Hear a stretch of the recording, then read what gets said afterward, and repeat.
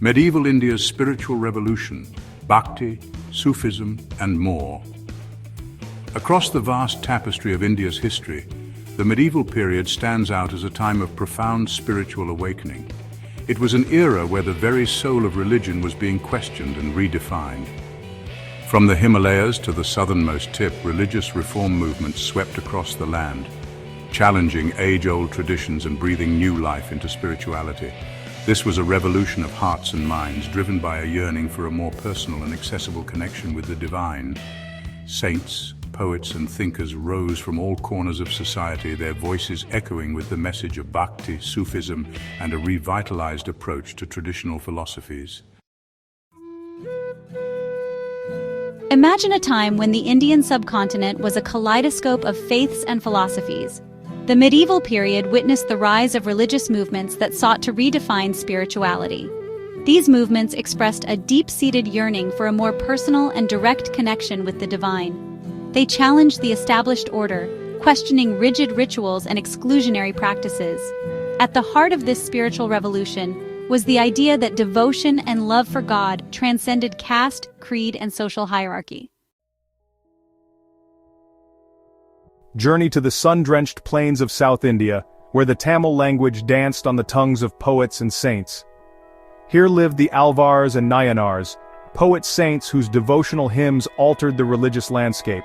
The Alvars, with hearts overflowing with love for Lord Vishnu, traversed the land, their souls soaring on wings of song.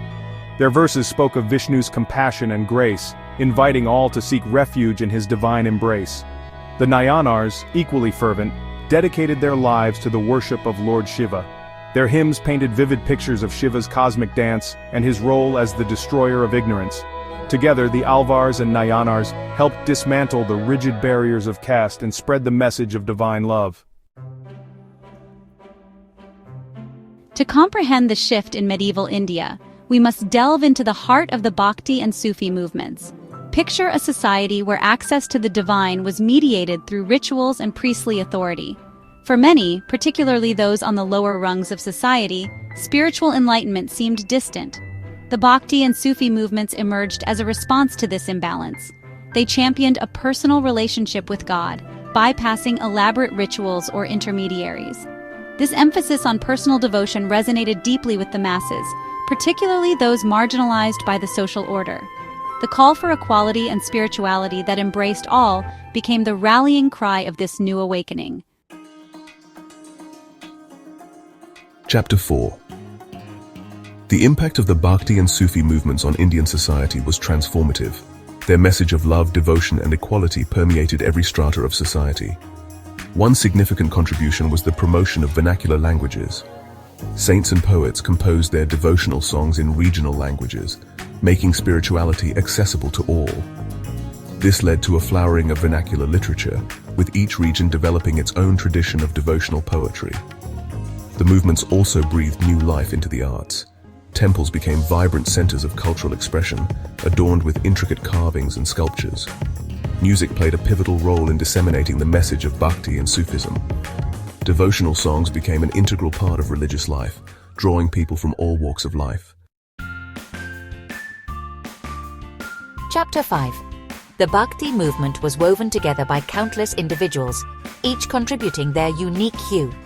Among these luminaries, a few stand out for their profound impact. Guru Nanak, the founder of Sikhism, emphasized the universality of God and the equality of all beings. Kabir, a weaver and mystic, challenged religious orthodoxy, urging followers to embrace true spirituality. Ramananda broke away from the rigid caste system, opening his lineage to all. His disciple Ramanuja advocated for a personal relationship with God based on love and surrender. These gurus helped democratize spirituality, making it accessible to the masses. They paved the way for a more inclusive and egalitarian society. Chapter 6. The religious landscape of medieval India was a vibrant tapestry of diverse faiths. Vaishnavism, Shaivism, Shaktism, and Buddhism stood out as prominent strands. Vaishnavism, centered around the worship of Lord Vishnu, emphasized his boundless love and compassion. Followers believe Vishnu takes on various incarnations to restore cosmic order. Shaivism revolves around the worship of Lord Shiva, the destroyer and transformer. Shaivas revere Shiva as the supreme being, maintaining the balance of the universe. Shaktism focuses on the worship of Shakti, the divine feminine energy. Shaktas believe Shakti manifests in various forms as goddesses. Buddhism, while not strictly theistic, continued to thrive in pockets of India. Buddhists follow the teachings of Siddhartha Gautama, the Buddha. These diverse faiths often interacted and influenced each other, contributing to the rich tapestry of Indian spirituality. Chapter 7. The relationship between political power and religious movements has always been complex. In medieval India, the Bhakti and Sufi movements presented a unique challenge to the established order. Some rulers patronized these movements, fostering religious harmony and consolidating their power. The Delhi Sultanate witnessed a period of tolerance under rulers like Akbar. The Mughal emperors had mixed responses to the movements. While some adopted a more orthodox approach, others encouraged interfaith dialogue. However, the attitude of rulers was not always benevolent. Saints and preachers sometimes faced persecution when their teachings threatened the social hierarchy. The Bhakti and Sufi movements navigated a complex political landscape, often transcending political expediency.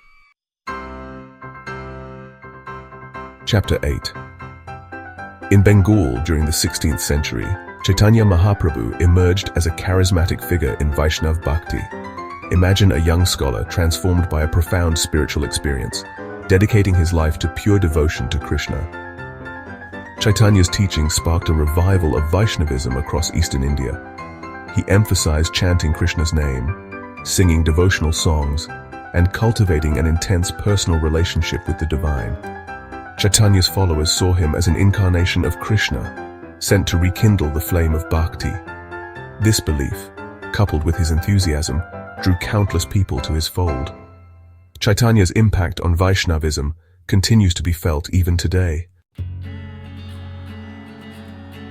Chapter 9. Vallabhacharya stands out as a master weaver in the tapestry of Vaishnavism. Imagine a 16th century scholar receiving divine inspiration to chart a new course within the Vaishnava tradition. Vallabhacharya's central teaching revolved around pushti, or grace, as the sole means to attain salvation. He believed that human effort was insufficient to reach the divine. True liberation was possible through the unconditional grace of Krishna. Pushtimarg, with its emphasis on divine love and surrender, attracted a large following. Vallabhacharya's legacy lies in his theological contributions and the rich tradition of devotional poetry and music within Pushtimarg. Chapter 10. In Karnataka during the 12th century, Basava, the founder of Lingayatism, challenged social and religious norms. Imagine a society deeply stratified by caste, where access to the divine was mediated through rituals and priestly authority. Basava initiated a movement that altered the religious landscape of Karnataka. Lingayats placed their faith in Lord Shiva as the sole object of their devotion. They rejected caste as a determinant of spiritual worth, advocating for equality before Shiva. Central to Lingayat belief is the wearing of the Ishtalinga, a symbol of Shiva. Basava's teachings resonated deeply with the masses, leading to the widespread adoption of Lingayatism. His legacy lies in his fight against social injustice and his belief in personal devotion. Chapter 11. The path of Sufism was illuminated by love, music, and an all-embracing embrace of humanity. Imagine mystics and poets spreading a message of tolerance, unity, and spiritual enlightenment. Sufi saints like Fariduddin Shakar, Nizamuddin Auliya, and Shaikh Salim Chishti became beacons of hope. They established khanqahs, spiritual centers where people from all faiths were welcome. Music and poetry became integral to Sufi practice, with qawwalis transporting listeners to spiritual ecstasy. The Sufi emphasis on love, compassion, and unity resonated deeply in a divided society. Their teachings fostered harmony and understanding among diverse communities. Chapter 12. In the 8th century CE, Adi Shankaracharya emerged, reviving the tenets of Advaita Vedanta. He traversed India, engaging in debates and re-establishing the authority of the Upanishads. Shankaracharya's impact on Hindu philosophy was profound, providing a framework for understanding reality and the self. Centuries later, the Bhakti movement flourished, giving rise to various schools of thought. Saguna Bhakti, focused on the worship of God with form and attributes, while Nirguna Bhakti emphasized the formless aspect of the divine. These diverse schools shared a common belief in the transformative power of love and devotion. They advocated for a path of inner realization and the transcendence of religious dogma. Kabir, the 15th century mystic poet, transcended the confines of organized religion. Born into a family of Muslim weavers, Kabir drew inspiration from both Hindu and Islamic traditions. He challenged the authority of scriptures and priests, urging followers to seek the divine within. Kabir's poetry became a powerful tool for spreading his message of love, unity, and the futility of religious divisions. He ridiculed hypocrisy and blind faith, regardless of their origin. His verses exposed the absurdity of clinging to external markers of identity. Kabir's legacy lies in his commitment to truth and his timeless message of love and unity. In the face of persecution, Guru Gobind Singh, the 10th Guru, transformed his followers into a formidable force. In 1699, he established the Khalsa, a brotherhood of initiated Sikhs bound by a sacred code of conduct. He instituted the 5 Ks, symbols of Khalsa identity: Kesh, Kangha, Kara, Kachera, and Kirpan. These symbols represented a deep commitment to Sikh values and a willingness to stand up for their faith. The creation of the Khalsa marked a turning point in Sikh history. Sikhs evolved into a formidable military force capable of defending themselves and others. The Khalsa emphasized courage, self-sacrifice, and social justice. It became a defining aspect of Sikh identity, shaping their history and worldview. In ancient India, the Ajivika school of thought was founded by Makali Gosala, a contemporary of the Buddha. The Ajivikas believed in a deterministic universe where every action and event was predetermined. They argued that human effort had no bearing on one's ultimate fate. This belief in predetermination formed the cornerstone of Ajivika philosophy. The Ajivikas often clashed with other schools of thought, particularly Buddhism. Over the centuries, the Ajivika sect declined, their teachings fading into history. However, their perspective on destiny and free will serves as a reminder of the diversity of thought in India. Even the most unconventional ideas found fertile ground to flourish. As we've journeyed through medieval India, we've witnessed a profound spiritual revolution. The Bhakti and Sufi movements reshaped the religious landscape, creating a more inclusive spirituality. They challenged the established order, broke down social barriers, and empowered individuals to seek a direct connection with the divine. The legacy of this era extends beyond religion. The revival of vernacular literature, the flourishing of music and art, and the emphasis on social justice continue to influence Indian society. The echoes of these movements can be heard in the teachings of later saints and reformers like Swami Vivekananda and Mahatma Gandhi.